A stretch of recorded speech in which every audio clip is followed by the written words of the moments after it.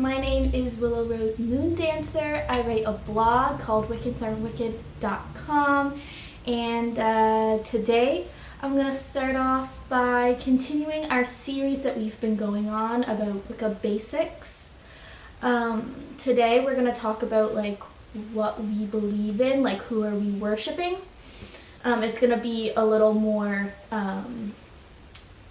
detailed, less general than the last two videos of this series. It's going to be more focused.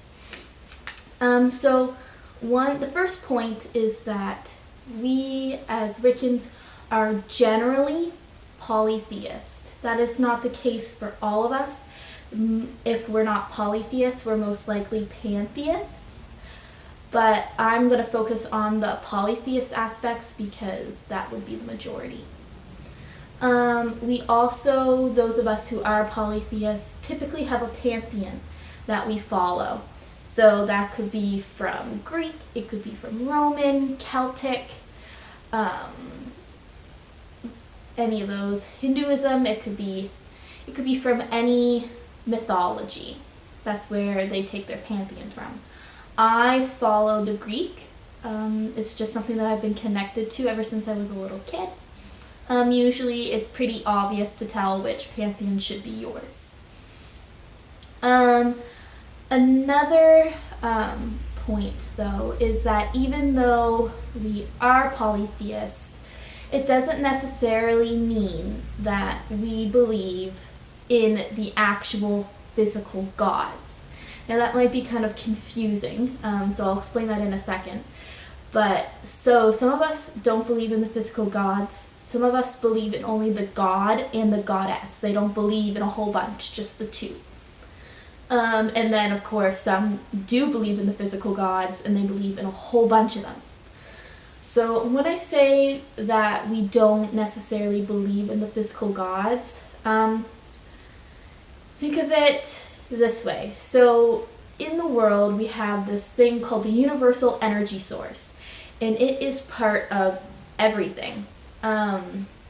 It's part of you and me, which in a sense makes us part of the god and the goddess. But it's hard to picture a universal energy source. If you want to worship, it's a lot more difficult to worship a ball of energy, picturing that in your head, than it is to give that ball of energy names and personify that ball of energy into people. So a common practice is to split up this ball of energy and give it names from the gods and goddesses. So picture a tree, and you split the tree down the middle. Half of it is masculine, half of it is feminine. That makes half it god and half it goddess. On this tree you have branches. Each branch represents an aspect of the world. So you have war, you have marriage, you have the sky, you have agriculture, you have all these different aspects. And then each leaf on the branch represents a god or a goddess that is responsible for that aspect of the world. So since I'm Greek, I'll use Greek examples.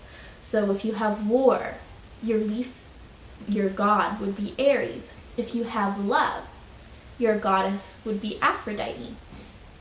And it just goes on and on and on.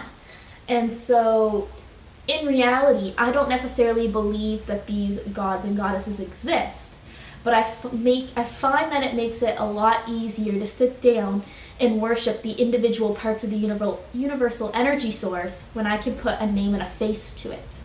And my last point is that this universal energy source is scattered all throughout nature, which is one of the big reasons why we revere it so much, why we worship it, because you can find the god and the goddess within every single piece of nature, every single animal, every single leaf, every rock, every tree, every creature, if we want to go with the Pocahontas route.